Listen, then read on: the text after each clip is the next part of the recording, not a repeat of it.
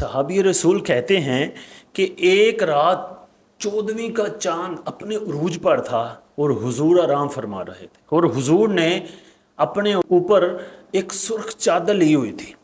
میں دیکھ رہا تھا چاند کی طرف جو اپنے جوبن میں تھا کہ چاند آج کتنا خوبصورت ہے۔ پھر میں نے حضور کی طرف دیکھا، پھر میں نے چاند کی طرف دیکھا، اور پھر دیکھتا ہی رہا، کبھی چاند کی طرف کبھی حضور کی طرف۔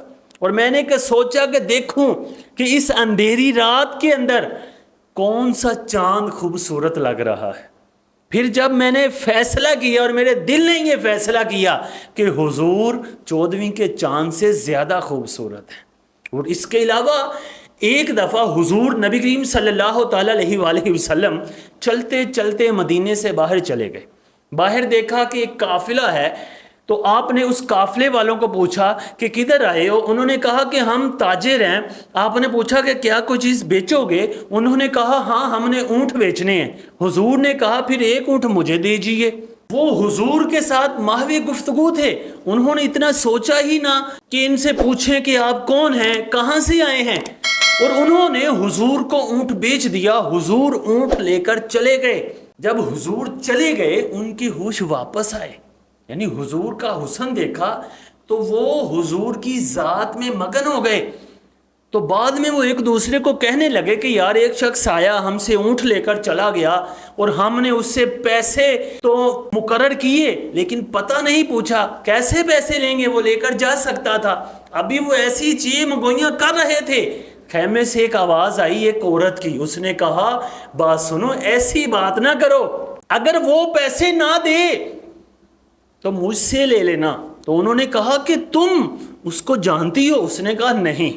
اس نے کہا میں اس کو بولتے ہوئے دیکھ رہی تھی، اس کی خوبصورتی کو دیکھ رہی تھی، اور تم بھی اس کی خوبصورتی کو دیکھ رہے تھے، کہ اسی وجہ سے تو پتہ نہیں پوچھا۔ اس عورت نے کہا کہ وہ شخص جب بولتا تھا تو اس کے دانتوں کی چمک سامنے پہاڑوں پر پڑتی تھی، اور جب مسکراتا تھا تو کلیوں سے زیادہ ان کا حسن چمکتا تھا، اور وہ اتنا خوبصورت اور اتنا اچھا انسان بھاگ نہیں سکتا، دھوکہ نہیں دے سکتا۔ وہ ابھی باتیں ہی کر رہے تھے تو صحابہ کرام کو حضور نے بھیجا، ان کی پہلے مہمان نوازی کرو، ان کو پہلے چند کھجوریں کھلاؤ، پھر ان کو پیسے دینا۔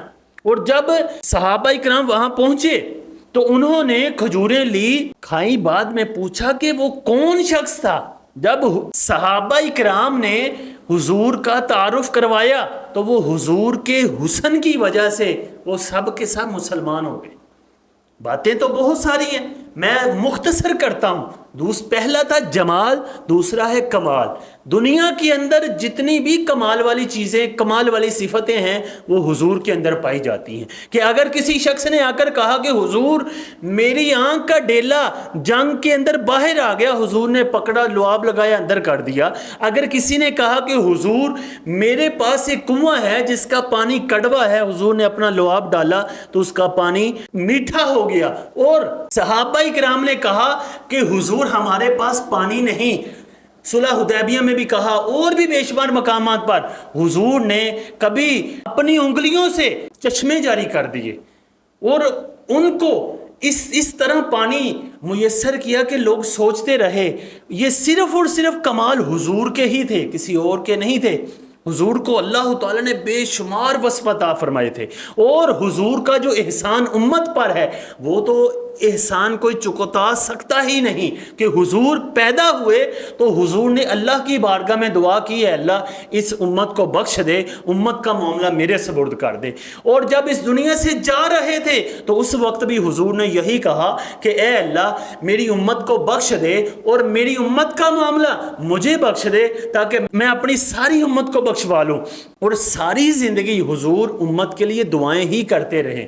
اسی لیے ہمیں چاہیے کہ ہم حضور کے ساتھ محبت رکھیں۔ کیوں؟ ویسے تو یہ اسباب دنیا کے ہیں، سب کچھ بعد میں دیکھنے چاہیے کہ یار کچھ ہے یا نہیں، لیکن اصل محبت کا تقاضا یہی ہے کہ حضور کے ساتھ ہی محبت کی جائے، کسی اور کے ساتھ محبت نہ کی جائے۔ اللہ تعالی ہمارے دلوں کے اندر نبی علیہ السلام کی محبت میں اضافہ فرمائے۔